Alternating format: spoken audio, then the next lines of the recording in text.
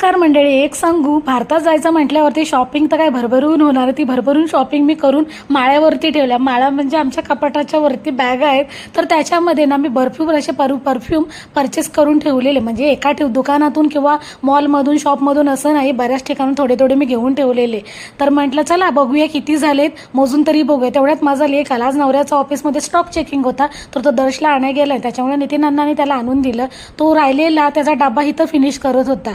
तर हे बरेचसे असे परफ्यूम होते. मोजत होते की सगळ्यांना बरोबर आहेत की नाही, नाहीतर मग पुन्हा जाऊन घ्यायला. हे बरं झालं अगोदरच घेऊन ठेवलं, तर आता घेताना वाटले असते अरे देवा किती पैसे माझे जातात. माझे नाही, माझ्या नवऱ्याचाच किस्सा मी कापत होती तसा. पण मी लेकाकडून एक चिप्स घेतला तर तो आरडाओरडा करायला लागला. हे बघा बरेच होते, लेडीज पण तेवढेच आणि जेंट्स पण तेवढे. त्याचबरोबर बॉडी स्प्रे आहे, ते कुठं आता मी बाजूला ठेवले दुसऱ्या माळ्यावरती, तर मला आता ते सापडत नाहीत. मी म्हटलं चला ह्या बॅगेत पॅक करून ठेवते, म्हणजे काय पॅकिंगला घेतली तर मग आपल्याला लक्षात राहतं की ह्याच्यात काय त्याच्यात काय. अजून बरीचशी शॉपिंग बाकी आहे. मी तर दमले, नवरा काय जेवायला येणार नाही. मस्त मटणाचा बेत होता रात्रीचा, आणि मग दर्शला पण भरवलं आणि मी पण खाल्लं. हो, तुम्ही चॅनलला सबस्क्राईब करायला विसरू नका.